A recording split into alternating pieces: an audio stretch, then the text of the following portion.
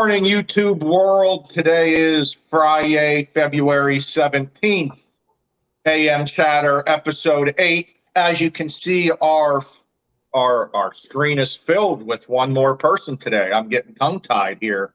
Welcome, guys. We have a special guest with us today, along with Anthony and Tom. We have a datologist from the car industry, Mikey Analytics.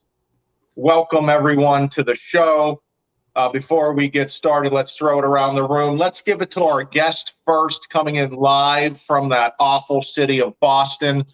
Mikey Analytics, how you doing this morning? I'm doing well. A little nervous. Finally got the call up to the big leagues. I can understand. It's nerve-wracking to be on the #1 morning podcast on the YouTube circuit. So welcome. I've grown up watching it on TV, and to finally be a part of the show, it's humbling. There have been rumors that you're the #1 chatterbox out there.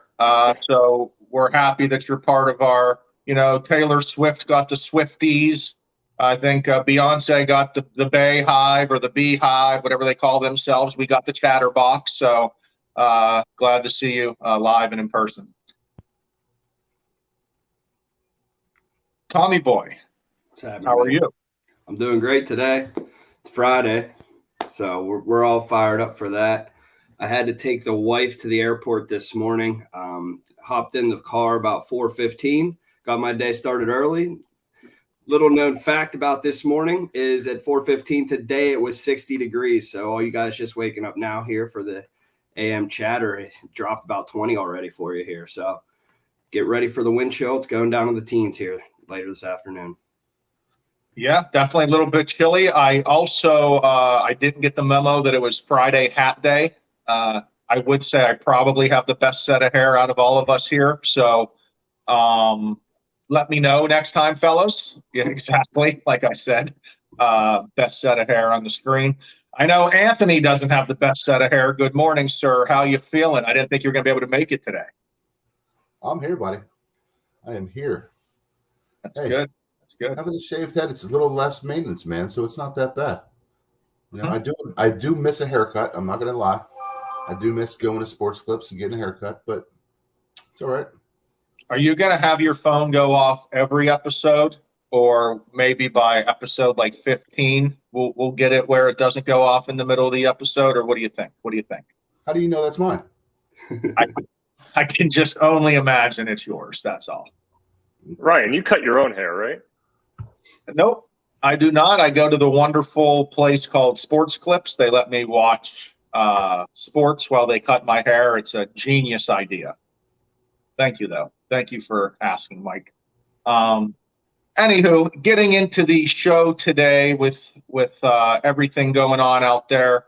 Before we get into the world, let's talk qualifying for a car compared to qualifying for a home. So we got our auto industry expert here, Mikey Analytics, and we'll get to him. But as the loan officers on the call, auto financing becomes the biggest headache for us most of the time when we see qualifying for a home, because people will buy cars on a whim. Maybe their car breaks down, maybe their lease is up, maybe they just want a new car, and they don't think it's that big of a deal. But anytime you add debt or change debt, it's a big deal. In the mortgage world, we focus on debt to income ratio, and that's a very big deal. To be honest, I'm not too certain how the car industry qualifies someone, and that's why we have Mr. Mike here with us. So, Michael, when we qualify someone for a house, we're looking at all of their debts compared to their income and job history. When someone comes to you guys to get qualified for a car, what's the steps you would take? So it depends, right? So if you go to a dealer, they probably have several outlets that they could finance you, and each bank has their own specialty, their own algorithm, what have you. So some lenders may be strict DTI lenders. Other lenders may look primarily at a payment to income. So they're kind of ignoring the other debt, making sure that you can afford. They might have a 12 to 15% payment to income on this auto loan, and they don't weigh in the other debts as heavily. So it all depends on the lender. I would say that when qualifying for a car loan, there's probably a lot more flexibility. It's probably much easier to, if you are held against a strict DTI, to lower your car payment to fit that DTI than it would be to lower your monthly mortgage payment to fit a DTI. I mean, there's always, depending on the quality of the collateral, you could ask the lender maybe able to extend term a little bit. You could probably get rid of some of your ancillary products, your warranty or what have you. So if you are definitely right up against it, it's going to be easier to work with the DTI factor on an auto loan than it would be a mortgage, I would imagine. So you're saying you look at a lot of times, or it's an option to just look at income compared to the payments, and that's what you guys look at compared to bringing in all the other debts. Yeah, that's the bank that I work at. That's what we primarily look at. There are lenders that will have a strict DTI, but there's always options. So a dealer typically has 5 to 10 finance sources, and they all, between that, you're going to have a whole mix of criteria that they look at. So personally, what we look at is payment to income, but there are some debt to income lenders out there. Now you bring up 5 to 10 lenders. Like us at West Penn, we have multiple investors that we can run interest rates through. A lot of people will come to me and be like, oh man, my credit score is low because I went to go buy a car and they ran my credit 10 different times. In the auto industry or in the mortgage industry, they give us, a time frame that a buyer can get their credit run multiple times, and it all counts as one time. Even though you're running it through 10 different lenders, is it the same way in the auto industry where that's only counting as one credit pull? It is not. So when we look at someone's credit pull, we could see that in the last 4 days, they've been run at 7 different banks. And that can count as multiple credit pulls for that buyer. It does. Yep. Interesting. Okay, that's very interesting. Anthony Thomas, do you have any questions for the datologist this morning?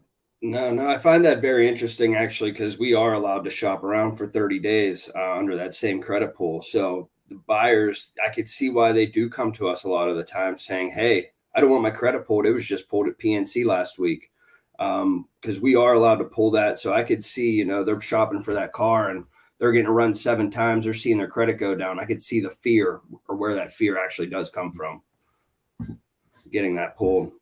I don't really, the only other thing, I have one question about kind of car refinances. Say I cannot qualify a buyer and they have, they're on their own car and then they're jointly with their husband.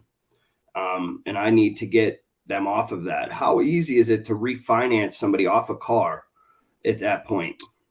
So where I work, we're an indirect lender. So our relationship is with the car dealer, and the dealer is essentially the middleman.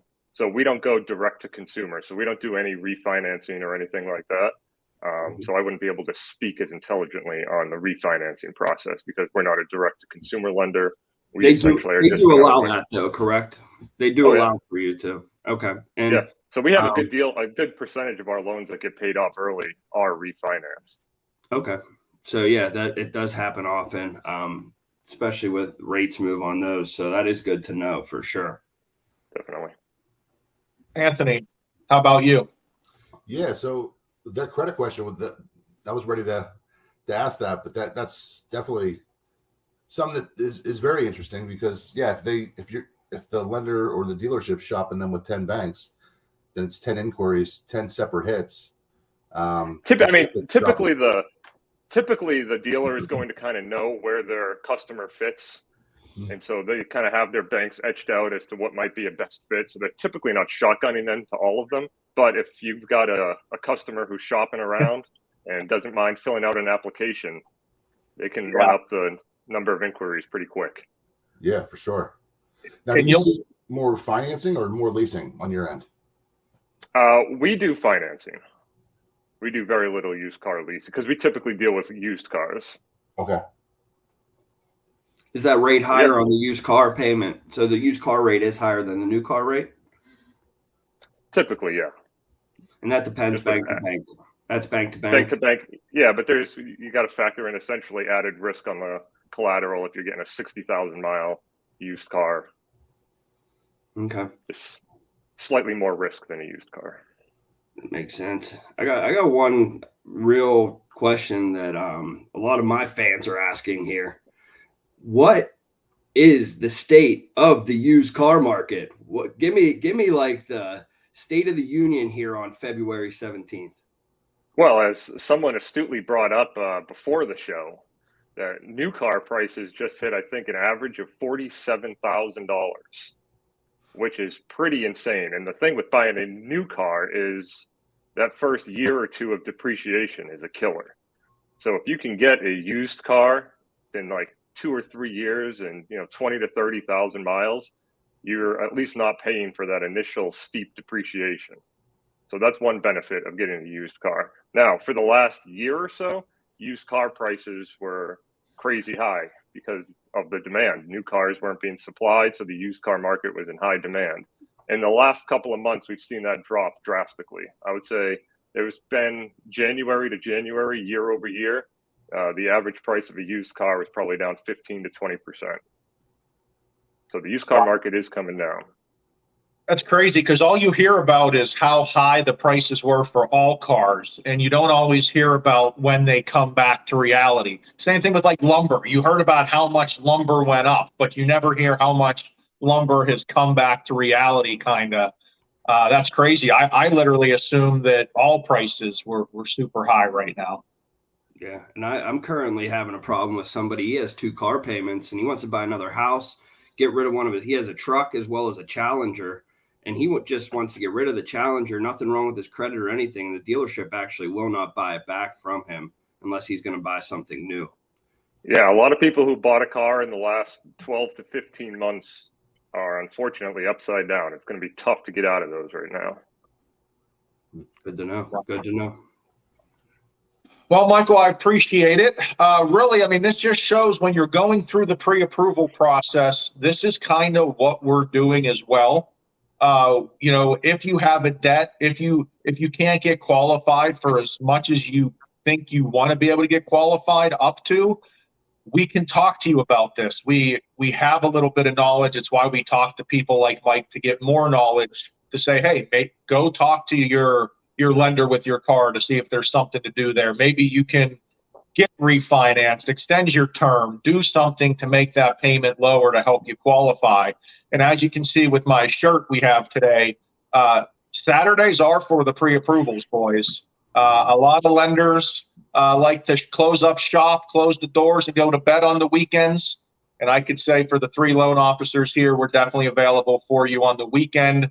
So if you need any pre-approvals, if you have any questions, obviously reach out. But happy Friday. Stay warm. It's definitely a cold front coming on the East Coast this weekend, and have your guys a wonderful weekend. Good weekend. See you guys. See you guys.